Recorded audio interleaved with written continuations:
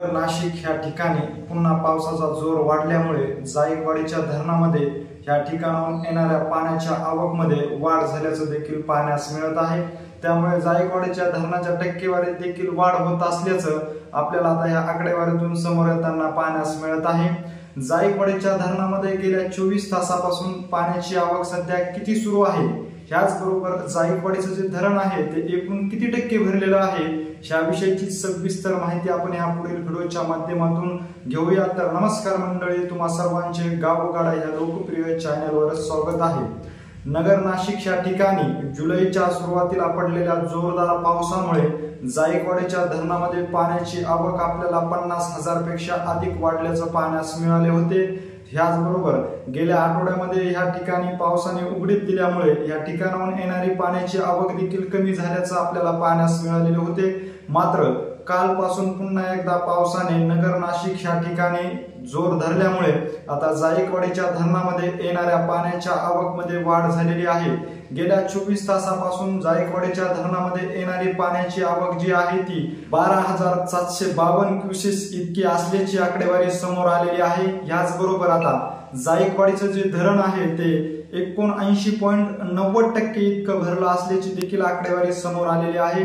आणि ह्याचबरोबर आता जायकवाडी धरण परिसरामध्ये देखील पावसाने हजेरी लावलेली आहे। नगर नाशिक या ठिकाणी देखील समाधानकारक पाऊस होत असल्यामुळे आता जायकवाडीच्या धरणामध्ये येणारी पाण्याच्या आवकमध्ये देखील वाढ होताना आपल्याला पाहण्यास मिळत आहे। कारण काल जर पाहिलं तर या धरणामध्ये येणारी पाण्याची आवक अत्यंत कमी होती आणि आज आलेल्या आकडेवारीनुसार आता या धरणामध्ये जवळपास 12,000 क्युसेस इतक्या वेगाने पाण्याची आवक सुरू आहे।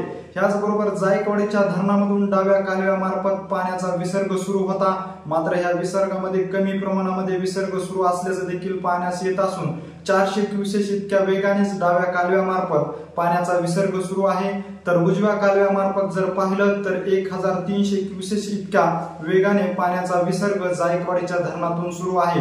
ह्या जायकवाडीच्या धरणातून उजव्या कालव्यामार्फत माजलगावच्या धरणामध्ये पाण्याचा विसर्ग सुरू असल्याचं आपल्याला पाहण्यास मिळत असून जायकवाडी धरणाची जर टक्केवारी पाहिली तर आज आलेल्या आकडेवारीनुसार 79.90% इतकं धरण भरलेलं आहे। आणि ह्या धरण क्षेत्रामध्ये पावसाने देखील जोर वाढलेला आहे। नगर नाशिक ह्या ठिकाणी देखील पाऊस समाधानकारक पडत असल्यामुळे आता जायकवाडीच्या धरणातून गोदावरी पात्रात देखील पाणी सोडवण्यात येणार असल्याची माहिती सांगितली जात आहे।